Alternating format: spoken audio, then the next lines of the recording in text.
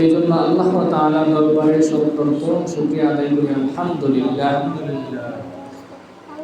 অসংখ্য মেহেরবানি আল্লাহ রাব্বুল আলামিনের, যে মেহেরবানিতে আল্লাহ তাআলা আমাকে আপনাকে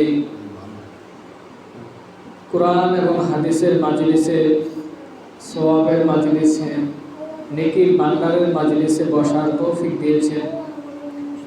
এই জন্য আল্লাহ তাআলার দরবারে আমরা বেশি বেশি শুকরিয়া আদায় করতে হবে। আল্লাহ তাআলা আমাদেরকে এখানে একসাথে জড়ো হওয়া, কোরআন থেকে হাদিসে কিছু কথা শোনার তৌফিক দিয়েছেন। এটা বিশাল একটা নিয়ামত। যদিও আমরা এই নিয়ামতটাকে পরিপূর্ণভাবে পুঙ্খানুরূপে আমরা আকসু করি না, গ্রহণ করি না। দুই পাশে যাবো, ইকরাম তুমি ওই পাশে যাবো, ইকরাম যাবো একজন দুই পাশে মাশাআল্লাহ।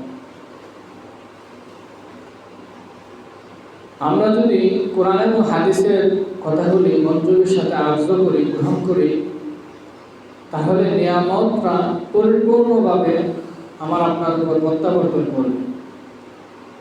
আর যদি এই কোরআন এবং হাদিসের মজলিসে বসে কোরআন এবং হাদিসের দিকে ভ্রুক্ষেপ না করে নিজের চিন্তা শক্তির উপর সচেতন হয়ে ঘুরপাক খান বাহির রাজ্যে, তাহলে আমার আপনার সেই নিয়ামত পাইলেও যেন আমরা নিয়ামত থেকে বঞ্চিত। অর্থাৎ আমি মসজিদের ভিতরে আছি, কিন্তু আমার মনটা মসজিদের ভিতরে নাই, মসজিদ থেকে বাহিরে। একটা চিন্তা তো স্বাভাবিকভাবে হইতে পারে, আপনি আপনার ভিতরে চিন্তা করতেছেন নামাজ এবং জিকির, আজকার আল্লাহ তাআলার ফিকির, গুনাহের ব্যাপারে উত্তপ্ত, নিজের কর্মকাণ্ডের ব্যাপারে উত্তপ্ত হইতেছেন আল্লাহ তাআলার কাছে, মসজিদে বসে বসে চোখ দিয়ে অশ্রু জড়াইতেছে। এই অনুতপ্তের মাধ্যমে আপনার দারাজাত বলন্দ পাবে, আর এছাড়া আপনার নিয়ামতের শুকরিয়াটা পরিপূর্ণভাবে আদায় হবে। এই অনুতপ্তের পরিবর্তে যদি আমরা মসজিদে বসে কথাবার্তা বললে, দুনিয়াবি কথাবার্তা হোক, ব্যবসা বাণিজ্যের হিসাব নিকাশ করি, পড়ালেখা এখানে মানে একটা কাজে বসে আরেকটা কাজ করার চেষ্টা করি, তাহলে নিয়ামতের অপব্যবহার হয়। মনে করেন আমি আপনি পাঞ্জাবি টুপি এটি সাধারণতভাবে ক্রয় করি নামাজ পড়ার জন্য, ভালো ভালো কাজ করার জন্য, সভা অনুষ্ঠানে যাওয়ার জন্য। তা না করে যদি আমরা এই পাঞ্জাবি টুপি ব্যবহার করে জাহিলি সংস্কৃতির পিছনে পড়ে নববর্ষ, শুভ নববর্ষ, গায়ে হলুদ, তারপরে আপনার যত ধরনের ইসলামের নামে অপসংস্কৃতি, মেলা, বৈশাখী মেলা, সেই সকল কিছুর ক্ষেত্রে আমরা আমাদের পোশাককে একটার পরিবর্তে আরেকটা স্তরে ব্যবহার করি, তাহলে যেমন এটার অবমাননা হয়, তদ্রুপভাবে মসজিদে এসে যদি মসজিদের মূল্যায়ন না করি, কোরআন এবং হাদিসের কথা গুরুত্ব না দিই, আল্লাহ তাআলার দিকে রুজু না হই, তাহলে এক তো আমি নিয়ামতের নাশুকরিয়া করলাম, আরেকটা আমি নিজের সাথে নিজে বেঈমানি করলাম, নিজের সাথে নিজেকে কি করলাম, ধোঁকা দিলাম। নিজের সাথে নিজে ধোঁকা দেওয়া, এটা নিজেই উদ্ধারণ করতে হবে। মসজিদে আসছি আল্লাহ তাআলা ইবাদতের জন্য, আল্লাহ তাআলার কাছে মাফ করতে চাওয়া, কোরআন হাদিসের কিছু শিক্ষা জানা পড়া। অথবা স্কুলে গিয়েছি, আমি স্কুলে গেছি কিসের জন্য? স্যাররা যে লেকচার দেয় সেই লেকচার শুনবো, তার থেকে কিছু বুঝবো এবং নিজের এটা অধ্যয়ন করবো, শিখবো। যদি আমি স্কুলের স্যারের পড়ার দিকে মনোযোগ না দিলে স্কুলে যাওয়ার কোনো মানে আসে না, আমি বাড়িতে থেকে নিজে নিজে করতে পারি। তদ্রুপভাবে এটা হলো একটা শিক্ষা প্রতিষ্ঠানে নেই, জুমার আলোচনা একটা শিক্ষা প্রতিষ্ঠান, এখানে লম্বা টান দেওয়ার কোনো মানে আসে না। এখানে শুধু কোনো কিছু একটু বিবেককে প্রশ্নবিদ্ধ করা, বিবেককে খাটানো, কিছু জিনিস নিজের বিবেকের মধ্যে প্রশ্ন রাখা, যে আমি আমার জীবনে কি করার দরকার ছিল, আমি আমার জীবনটার মধ্যে কি করতেছি। নিজের ভিতরে নিজে প্রশ্ন সৃষ্টি করা। প্রশ্ন সৃষ্টি করলে একাধিক প্রশ্ন জমা হলে আপনার কাছে অনেক উত্তর চলে আসবে। যদিও সবগুলোর উত্তর আপনি আপনার ভিতর থেকে দিতে পারবেন না, কিন্তু উত্তরগুলো নিজে অনুধাবন করলে আস্তে আস্তে উত্তরগুলো ভালো হবে, চেষ্টা করবে। যেমন মসজিদে আসছি, আল্লাহ তাআলাকে সারা দিয়ে আসছি। এখন আপনার প্রশ্ন যে আসাটার মানে কি? আল্লাহ তাআলা ইবাদত বন্দি করা, আল্লাহ তাআলার কাছে ক্ষমা চাওয়া, আল্লাহ তাআলা থেকে মুতাওয়াজ্জিহ হওয়া, রুজু হওয়া, আল্লাহ তাআলাকে সারা দেওয়া, আল্লাহ তাআলার ভয় নিজের ভিতরে আনা, আল্লাহ তাআলার আদেশ নিষেধ অনুযায়ী চলা। এখন আমরা করতেছি কিনা, এটা হচ্ছে আপনার প্রশ্ন। এখন উত্তর আপনি কি দিবেন? আল্লাহ তাআলার আদেশ নামাজ ছিল কিন্তু আমি করতেছি না, অনুতপ্ত হইতে হবে। আল্লাহ তাআলার আদেশ ছিল যাকাত দেওয়া, আমার যাকাতের মতো সামর্থ্য আছে কিন্তু আমি দিতেছি না, আমার অনুতপ্ত হতে হবে, শর্মিন্দা হতে হবে এবং তওবা করে সেই রাস্তা থেকে ফিরে আসতে হবে। আল্লাহ তাআলার আদেশ ছিল রাসূল সাল্লাল্লাহু আলাইহি সুন্নাত অনুযায়ী নিজের জিন্দেগি পরিচালনা করা। আমরা এর বহির্ভূত কাজ করে বেড়াচ্ছি, খেলায় খেলায় দুনিয়ার মোহে পড়ে আমরা আমাদের অমূল্য হায়াত, যেটা মূল্যহীন একদিন হায়াত, এত এত দামি, যারা লক্ষ লক্ষ টাকা খরচ করতেছে, চিকিৎসা করতেছে, তারা বুঝে একদিন বাঁচার জন্য তারা কত একটা চেষ্টা করে, কত একটা কষ্ট করে। একটু অসুস্থ হইলেই তো বাবা না রাখলে না রাখলে কি বাড়িতে না রাখা যায়? ঢাকা যদি সুস্থ না হয়, এই রোগীর কি বাড়িতে দেখা, যদি অর্থ সম্পদ ভালো থাকে বাইরের রাষ্ট্র পাঠানো হয় সুস্থতার জন্য। অমূল্য হায়াত আমরা পাড়ি দিতেছি নিজের ভোগবিলাসিতার জিন্দেগির পিছনে করে। গত সময় একটা হাদিস পড়েছিলাম, দুনিয়া হলো হাজেও, আসলে দুনিয়া হলো সবুজ এবং চাকচিক্যময়। রাসূল সাল্লাল্লাহু আলাইহি ওয়াসাল্লাম যে বলছেন, সব দিকটাই মিলে সবুজ এবং চাকচিক্যময়। দেখবেন আপনি সাধারণতভাবে মেয়েটাকে ঘুরতেছেন, মোটামুটি ভালোই লাগতেছে, বায়ান বন্ধু আত্মীয় স্বজন স্ত্রী বা প্রতিবেশী সকলের সাথে মিশতেছেন, খেলতেছেন, ঘুরতেছেন, ভালোই লাগতেছে। যদি ভালো না লাগতো, কষ্ট মনে হইতো, দুনিয়ার মানুষ বাঁচতে পারতো না, থাকতো। যদি আখিরাতের ভয়, কবরের আযাবের ভয় আমার আপনার ভিতরে আল্লাহ তাআলা দিয়ে দিত পরিপূর্ণভাবে, তাহলে আমরা দুনিয়ার একটা মানুষের বাঁচতে পারতাম। আল্লাহ তাআলা ভয়ে সারাদিন দৌড়াদৌড়ি করতাম, চিল্লাপাল্লা করতাম, কান্নাকাটি করতাম, কিন্তু আল্লাহ তাআলা আমার আপনার ভিতরে সেই বইটা অনুধাবন করার নাই। শুধু আমার আপনার ভিতরে, আমার আপনার জেহেনের মধ্যে সেই জিনিসটাই বারংবার হবে এবং রাসূলের মাধ্যমে জানাইতেছেন, বুঝাইতেছেন যে এই দুনিয়া থাকার জায়গা নয়, এই দুনিয়া হলো পরীক্ষার ঘর। আর দুনিয়া সিজনুল মুমিন, এই দুনিয়া হলো মুমিনদের জন্য জেলখানা। ও জান্নাতুল কাফির, জান্নাতের মানে কাফের হলো, দুনিয়াটা হলো কাফেরদের জন্য একটা বেহেশতেখানা। যারা দুনিয়ার মোহে পড়ে আল্লাহকে বলে আসে, এখনো নিজের কর্মের মধ্যে ব্যস্ত। কর্ম কেন করে? দুনিয়া সাজানোর জন্য। আর দুনিয়া শুরু যেন চাকরি যত সাজাবেন আরও সাজাইতে মন চান। দুনিয়ার সাজানোর কোনো শেষ নাই। একটা গাড়ি হচ্ছে, দুইটা গাড়ির মনে চাই, কয়েক লাখ টাকার মালিক হচ্ছেন, আরও কয়েক টাকার মনে চাই। এটা হলো মানুষের একটা চাহিদা মানুষের শেষ হয় না যতক্ষণ পর্যন্ত সে কবরে না যায়। কিন্তু চাহিদা থাকাটা কোনো মানে না আল্লাহ তাআলা বড়লোক হওয়ার জন্য, অর্থ সম্পদ হওয়ার জন্য উদ্বুদ্ধ করেছেন। পবিত্র কালামে সূরা বাকারা ৩ নম্বর আয়াতে আল্লাহ তাআলা বলেছেন, আকিমিস সালাতা ওয়া আতুজ যাকাত, আকিমিস সালাতা ওয়া আতুজ যাকাত, আকিমিস সালাত, নামাজ কায়েম করো, ওয়া আতুজ যাকাত, যাকাত প্রদান করো। যাকাতের কথা কেন বলছেন? এর মানে কি যে আপনার টাকা অর্থ সম্পদ জমা করতে নিষেধ করছেন? না, আপনি অর্থ সম্পদ জমা করার জন্য আল্লাহ উদ্বুদ্ধ করছেন। আপনার টাকা পয়সা থাকলে না আপনি যাকাত দিতে, এর বাইরে তো আপনার উপর যাকাত ফরজ না। আল্লাহ তাআলা এখানে আমাদেরকে উদ্বুদ্ধ করছেন, আকিমুস সালাতা ওয়া আতুজ যাকাত, হজ ফরজ করছেন আমার আপনার উপর। আমার আপনার উপর হজ ফরজ করে কি জরিমানা করছেন? না, আমাকে আপনাকে বড়লোক হওয়ার জন্য উদ্বুদ্ধ করছেন। বড়লোক হতে হবে সৎ নিষ্ঠার সাথে, হালাল তরিকায়, যেন আপনি হজ করতে পারেন। বড়লোক হওয়াটা কোনো মানে না, কিন্তু বড়লোক হওয়াটা আপনার উপর দরকার কেন? আল্লাহ তাআলা যে উদ্বুদ্ধ করছেন, আপনার টাকা পয়সা জমা করবেন, টাকা পয়সার দরকার আছে কেন? আপনি হজ করবেন। আপনার টাকা পয়সা দরকার আছে কেন? আপনি যাকাত দিবেন। আপনার টাকা পয়সা দরকার আছে কেন? আপনার পাড়া প্রতিবেশীদেরকে হেল্প করবেন, তাদেরকে সহযোগিতা করবেন। আপনার টাকা পয়সা দরকার আছে কেন? আপনি মসজিদ নির্মাণ করবেন, মাদ্রাসা নির্মাণ করবেন। আপনার টাকা পয়সা দরকার আছে কেন? আপনার মা বাবার খেদমত করবেন। এখন যারা টাকা পয়সা রুজি করতেছে, অপব্যবহার করতেছে, তাদের টাকা পয়সার হিসাব অবৈধ পন্থায় রুজি করতেছে, এটারও হিসাব হবে। অবৈধ রাস্তায় খরচ করতেছে সেটার হিসাব হবে। হাদিসে আসছে ফি মাকতাসাবা ও ফি মা আনফাকা, সে তার অর্থ সম্পদ কোন পথে কামাই করছে, ফি মাকতাসাব কোন পথে কামাই করছে, ও ফি মাকতাসাবা ও ফি মা আনফাকা এবং কোন রাস্তায় সে খরচ করছে, সেই ব্যাপারে তাকে প্রশ্নবিদ্ধ হতে হবে।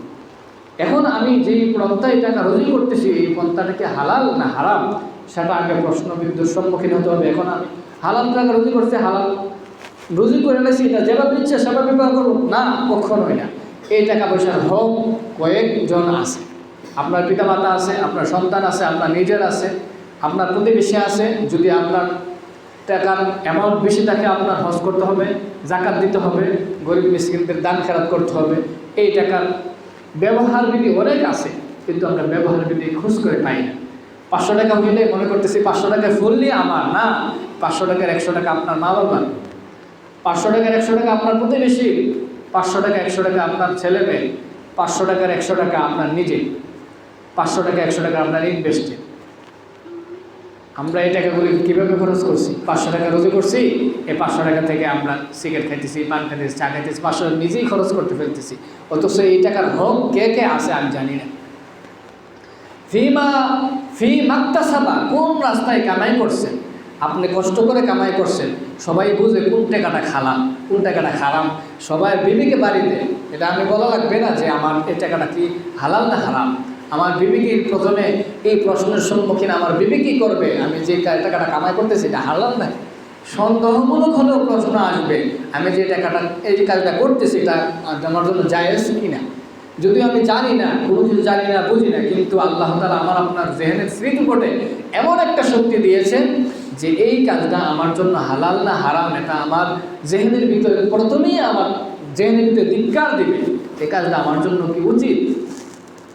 তারপরে আমরা করে ফেলি শয়তানের ধোঁকায় পড়ে গেছি, সমস্যা নাই। আল্লাহ তাআলা কি বলছেন যে আল্লাহ তাআলা থেকে নৈরাশ হওয়া যাবে না। আল্লাহ তাআলা রহমান গফুর রহিম, বান্দা যতই পাপ করুক না, যতই গুনাহ করুক, আল্লাহ তাআলা হচ্ছে গফুর রহিম, রহমানুর রহিম। তিনি হাজার হাজার পাহাড় পরিমাণও যদি আমরা গুনাহ করি, কিন্তু আল্লাহ তাআলার রহমতের ভান্ডার একটা সমুদ্রের কণা পরিমাণ, সমুদ্রের একটা ভালো পরিমাণ। তার ওনার কাছে ওনার রহমতের ভান্ডার আছে, অর্থাৎ উনি মানুষের ক্ষমার চাদর, ভালোবাসার চাদর, মানুষকে ক্ষমা করার চাদর রাখছে 99 ভাগ ভালোবাসা মানুষের জন্য, আমাদের জন্য, বান্দার জন্য। আর সারা পৃথিবীর মানুষ এবং হায়াওয়ানাতের মধ্যে শুধু 1 ভাগ ভালোবাসা বন্টন করছে। এই ভালোবাসার তাকিদে আমরা আমাদের ছেলে সন্তানদেরকে ভালোবাসি, স্ত্রীদেরকে ভালোবাসি, মা বাবাদেরকে ভালোবাসি। একটা পশু ও একটা তার পশুর প্রতি ভালোবাসা থাকে, তার পশু একটা পাখির বাচ্চার প্রতি ভালোবাসা থাকে। এই সকল ভালোবাসার শুধু 1% আল্লাহ তাআলা দুনিয়ার বুকে দিয়েছেন, আর সকল ভালোবাসার 99% ভালোবাসা আল্লাহর কাছে রেখে দিয়েছেন শুধু আমাদেরকে আপনাদেরকে ক্ষমা করার জন্য। কিন্তু আমরা আল্লাহ তাআলাকে দূরে টাকা রুজি করতেছি, এই টাকাগুলো মানে খরচ করার মানে কেভাবে রুজি করবো সেই পন্থাটা খুঁজে বের করতে পারছি না। হারাম রুজি করতেছি কিনা, করছি হালাল, কিন্তু ব্যয় করতেছি কোথায় সেটা। আজকের আলোচনা এটা আসছিল না, কিন্তু তারপরে এখানে একটু অনুধাবন করার জায়গা আর কি। যেহেতু আমরা সকলেই যুবক, কর্ম ক্ষমতা, এখন আমরা কর্ম করতেছি, কোনো মানে অন্য আলোচনার পাশাপাশি অন্য আলোচনা প্রয়োজন পড়ে না, অন্য আলোচনা একটু করলে বুঝতে পারবে। তো এই জিনিসটা আমার আপনার জেহেনের স্মৃতিপটে দাখিল করা দরকার যে আমি কোন রাস্তায় টাকা উপার্জন করতেছি, ফিমা তাসাবা কোন রাস্তায় কামাই করতেছি।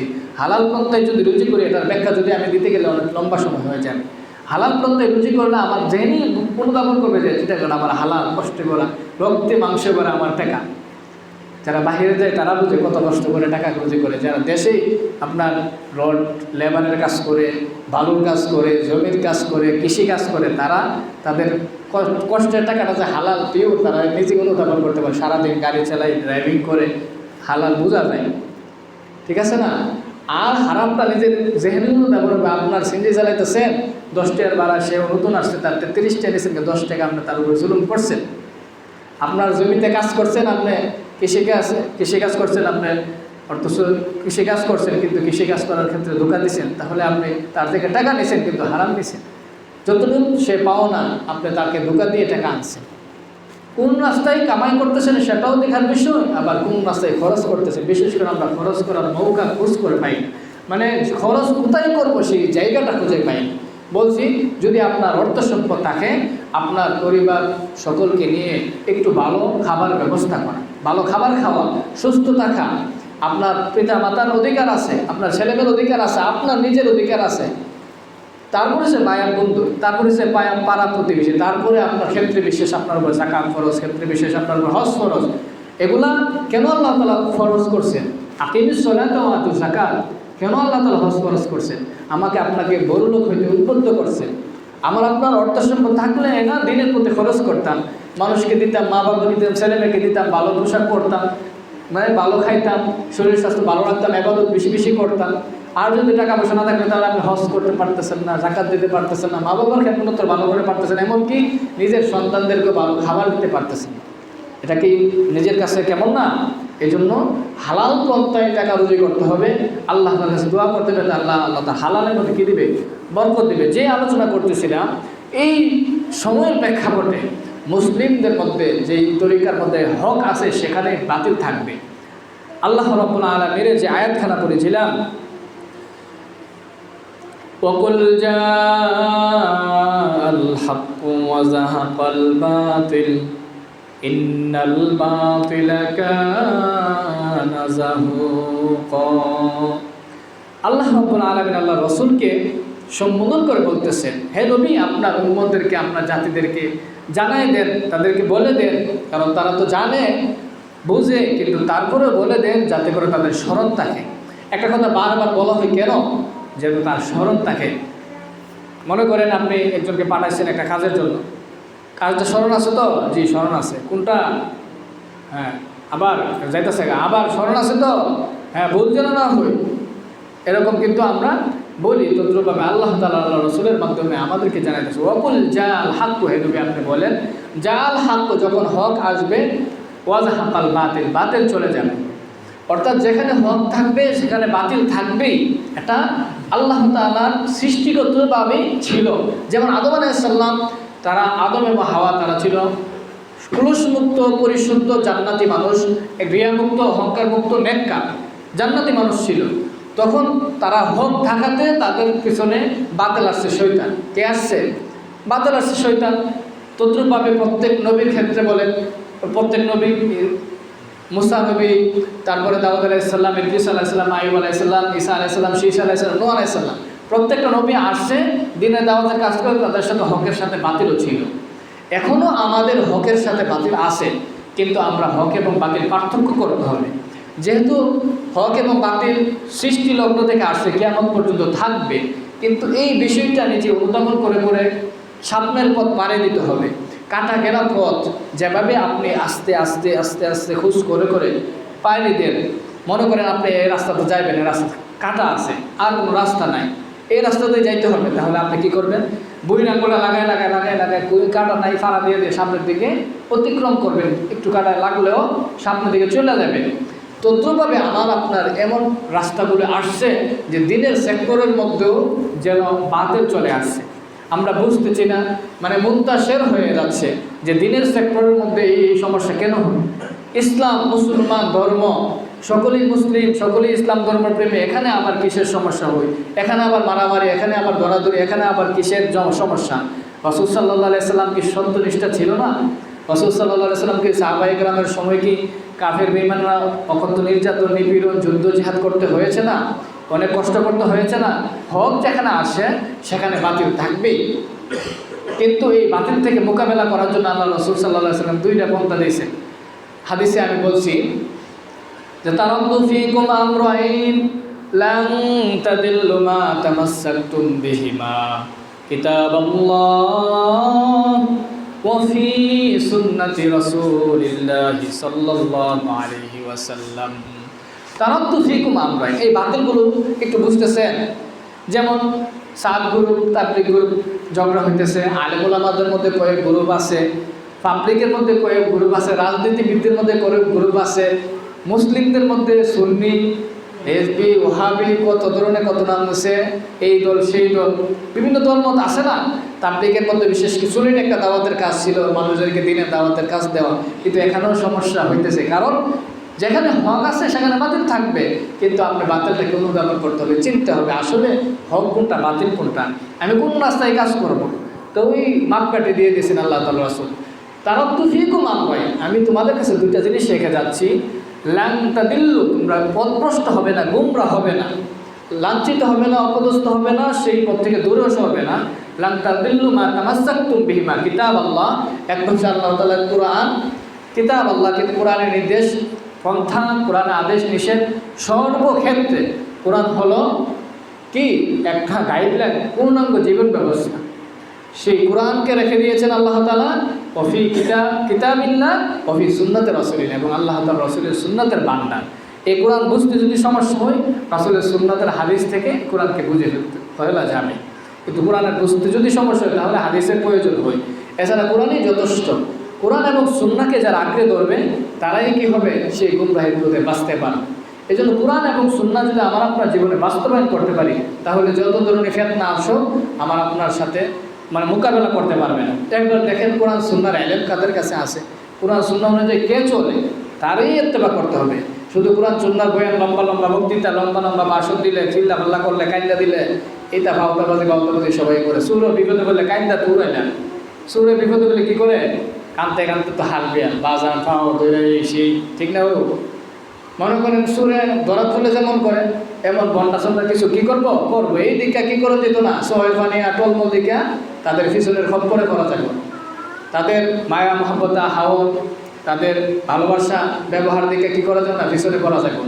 করতে হবে তাদের ভিতরে এলেম আসেনি, এলেম অনুযায়ী সে আমল করিনি, এলেম আসেনি, এলেম অনুযায়ী সে আমল করিনি। সে যেটা বলে লম্বা লম্বা বক্তৃতা দেয়, চালটা গরম গরম বক্তৃতা দেয়, কিন্তু পরে বক্তৃতা বাড়ি ঠিক আছে দেখছি, হ্যাঁ ফ্যামিলির মধ্যে সমাজের মধ্যে কাজ কি, কথা যে কইতাছে এটা কি সত্য কি না, এরপর সে ওনার পিছনে আপনি কী করবেন, ওনার কথার উপর, ওনার হাদিসের উপর, লেখার উপর আপনি কী করবেন, তাদের পিছনে কাজ করতে হবে।